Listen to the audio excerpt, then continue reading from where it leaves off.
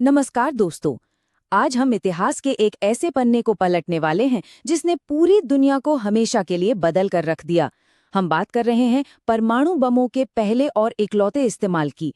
आज की इस चर्चा में हमारा पूरा फोकस होगा इस घटना के इतिहास, इससे आई भयंकर तबाही और सबसे जरूरी इससे जुड़े उस नैतिक धर्म संकट पर जिसे समझना आज के इस दौर में भी उतना ही जरूरी है।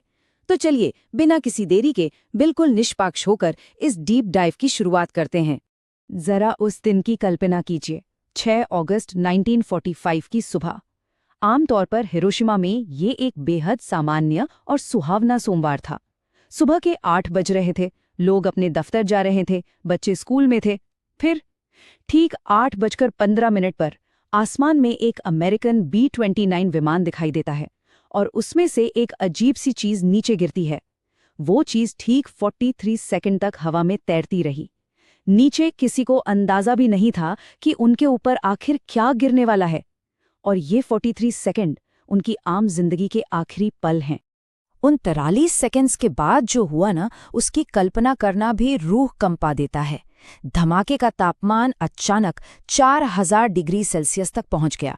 जैसे ही उस बम का विस्फोट हुआ, ऐसा लगा मानो सूर्य खुद जमीन पर उतर आया हो। तापमान इतना ज्यादा बढ़ गया कि पलक झपकते ही एक ही झटके में लगभग 80,000 लोगों की जान चली गई। सोच कर देखिए, लेकिन ये आफत अचानक आसमान से नहीं टपकी थी। इसकी जड़ें बहुत पीछे तक फैली हुई थीं। आइए समझते हैं कैसे। इस तबाही के पीछे जिस विशाल मैनहट्टन प्रोजेक्ट का हाथ था, उसके प्रमुख वैज्ञानिक रॉबर्ट ओपेनहाइमर ने इस ताकत को देखकर कहा था, now I am become death, the destroyer of worlds. यानी अब मैं मृत्यु बन गया हूं, दुनियाओं का विनाशक। ये उन वैज्ञानिकों का डर और एहसास था जब उन्होंने पहली बार इस भयंकर ताकत को देखा था। पर आप सोच रहे होंगे कि आखिर दुनिया ऐसी स्थिति तक पहुंची ही कैसे, जहां ऐसे हथियार की जरूरत पड़ गई। इसके लिए हमें उस वक्त के ग्लोबल कॉन्फ्लिक्ट को थोड़ा समझना होगा। तो आखिर हम यहाँ तक पहुँचे कैसे? इसके लिए दूसरे विश्व युद्ध का मैदान समझना जरूरी है। युद्ध मुख्य रूप से 2 बड़े गुटों के बीच लड़ा जा रहा था। एक तरफ थे एक्सिस पावर्स, जिसमें नाजी जर्मनी, इटली और जापान शामिल थे, और उनके खिलाफ थे एलाइड पावर्स, जिसमें great Britain, Soviet union, United states, France और चाइना थे। शुरू में अमेरिका इस लड़ाई से दूर रहने की पूरी कोशिश कर रहा था, पर फिर स्थितियां तेजी से बदलने लगीं। अब यहाँ पर जो आंकड़ा निकलकर आता है वो बेहद दिलचस्प है। जापान अपने तेल की आपूर्ति के लिए पूरे 80% अमेरिका पर निर्भर था। बचा हुआ 20% कहीं और से आता था। उस दौर में जापान एशिया में तेजी से अपना साम्राज्य फैला रहा था, और इस विस्तार को रोकने के लिए अमेरिका ने जापान पर आर्थिक पाबंदियां लगा दी और उनका तेल रोक दिया।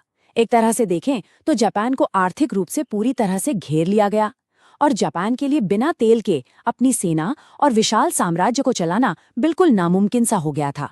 जब आर्थिक रूप से रास्ते बंद होने लगे तो जापान ने एक आक्रामक और बेहद जोखिम भरा कदम उठाया। 7 दिसंबर 1941 इतिहास का एक ऐसा मोड़ जिसने सब कुछ पलट कर रख दिया। जापान ने अमेरिका के पर्ल हार्बर नेवल बेस पर अचानक हमला कर दिया। जापान की सोच थी कि अगर वो इस नेवल बेस को चुपचाप तबाह कर देंगे तो अमेरिका उन पर हमला करने की स्थिति में ही नहीं रहेगा। पर अजीब बात देखिए, इस अचानक हमले ने अमेरिका को चुप बैठाने के बजाय सीधे दूसरे विश्व युद्ध के मैदान में पूरी तरह से उतार दिया।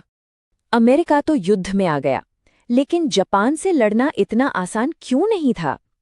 इसका जवाब छिपा है वहां के उस समय के सांस्कृतिक माहौल में। उस समय का जापान फैशिज्म और एक कट्टर मिलिट्री संस्कृति में डूबा था। वहां के नागरिकों और सैनिकों को बचपन से ये सिखाया गया था कि उनके सम्राट एक भगवान हैं। बुशिडो परंपरा के तहत उन्हें ये मानना सिखाया गया था कि सम्राट के लिए जान देना सबसे बड़ा सम्मान है और हार मानना मौत से भी बड़ी बेइज्जती। यही वजह थी कि कमीकाजे पायलट्स अपनी मर्जी से अपने विमानों को दुश्मन के जहाज़ों से टकराकर अपना आत्म बलिदान दे देते थे। और इस मानसिकता का नतीजा बेहद खौफनाक निकला। बैटल ऑफ ओकिनावा के आंकड़े इसकी गवाही देते हैं। ये प्रशांत महासागर की सबसे खूनी लड़ाई थी। एक छोटे से द्वीप पर लड़ी गई इस लड़ाई में 12,000 अमेरिकन सैनिक मारे गए। वहीं एक तरफ 1,10,000 जापानीज सैनिक और दूसरी तरफ 1 लाख आम नागरिकों ने अपनी जान गंवाई। इन आंकड़ों ने अमेरिकन मिलिट्री अधिकारियों को पूरी तरह डरा दिया। उन्हें समझ आ गया था कि अगर उन्होंने ऑपरेशन डाउनफॉल यानी जापान पर सीधा जमीनी हमला किया तो इसकी कीमत कितनी बड़ी होगी, इसकी कल्पना करना भी मुश्किल था। ठीक इसी समय के आसपास नए अमेरिकी राष्ट्रपति हैरी ट्रूमैन के सामने एक नया विकल्प सामने आया, परमाणु बम, जिसका हाल ही में सफल परीक्षण हुआ था।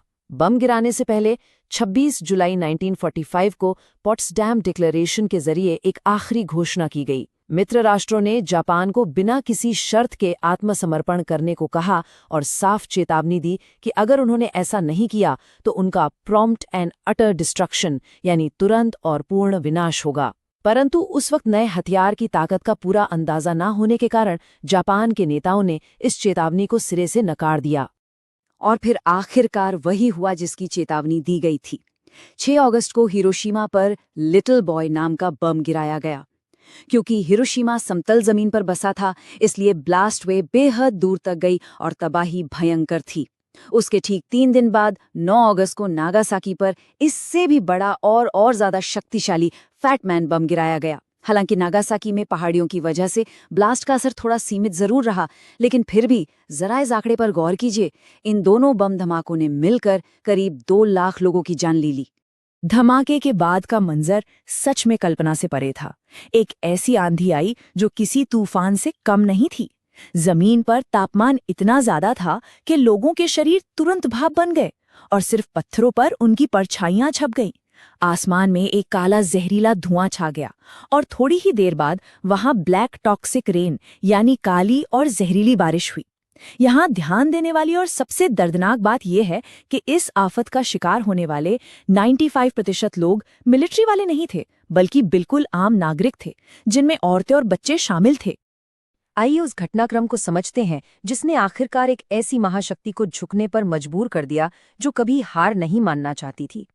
पहले हिरोशिमा पर बम गिरा, उसके ठीक बाद सोवियत यूनियन ने अचानक हमला कर दिया और फिर नागासाकी पर दूसरा बम गिरा। इन सब भयंकर तबाही और दबाव के बावजूद आप हैरान होंगे कि जापान की सुप्रीम काउंसिल आत्मसमर्पण पर आधी बटी हुई थी। वोट 3-3 से टाई था।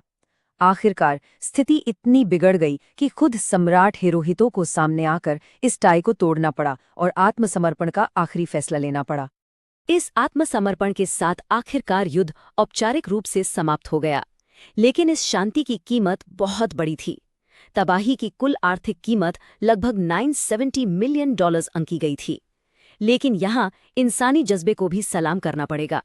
बाहर से आए वॉलंटियर्स की मदद से इन धमाकों से पूरी तरह बर्बाद हुए शहरों को वापस खड़ा किया गया और इन्हें इतनी खूबसूरती से बनाया गया कि आज अगर आप इन शहरों में जाएंगे तो पिछली तबाही का अंदाजा लगाना नामुमकिन सा लगेगा। और इसी के साथ जापान में एक नए लोकतांत्रिक युग की शुरुआत हुई। अब हम उस मुद्दे पर आते हैं जो आज तक विवादास्पद है, यानी इसका नैतिक पहलू। एक तरफ अमेरिका की सेना का दृष्टिकोण था कि उन्होंने एक भयंकर लैंड इन्वेजन को रोकने के लिए ऐसा किया जिससे कम से कम 1 मिलियन अमेरिकन सैनिकों की जान बच गई। वहीं इसके आलोचकों का काउंटर आर्ग्यूमेंट ये है कि एक आम आबादी को निशाना बनाना बिल्कुल नैतिक रूप से गलत था। उनका तर्क ये भी है कि चूंकि सोवियत यूनियन ने हमला कर ही दिया था तो इस दूसरे बम की तो बिल्कुल जरूरत ही नहीं थी, जापान वैसे भी सरेंडर कर देता। ये नैतिक विभाजन आज भी कितना गहरा है, इसका अंदाजा 1991 के एक सर्वेक्षण से लगाया जा सकता है। जब लोगों से पूछा गया कि क्या बम गिराना जस्टिफाइड था, तो 63% अमेरिकन्स का मानना था कि हाँ, ये एक सही कदम था। लेकिन दूसरी तरफ देखें तो सिर्फ 29% जापानीज लोगों का मानना था कि ये जस्टिफाइबल था। ये आंकड़े यहाँ किसी एक पक्ष को सही या गलत साबित करने के लिए नहीं हैं, बल्कि ये साफ तौर पर दर्शाते हैं कि इतिहास की ये घटना कितनी जटिल है और इस पर लोगों का नजरिया कितना अलग-अलग है। हम आज की इस चर्चा को एक बेहद गंभीर थॉट एक्सपेरिमेंट पर समाप्त करते हैं। मान लीजिए कि परमाणु बम के कोड्स हासिल करने के लिए किसी नेता को अपने ही हाथों से एक निर्दोष वॉलंटियर की जान लेनी पड़े, तो क्या वो ऐसा करेगा? दूर किसी ऑफिस में बैठकर आंकड़ों के मुताबिक ये फैसला लेना आसान लगता है कि हजारों को बचाने के लिए कुछ लोगों को सैक्रिफाइस कर दिया जाए, लेकिन अपने सामने किसी निर्दोष की जान लेने का नैतिक बोझ कितना बड़ा होता है। ये एक ऐसा सवाल है जो हमें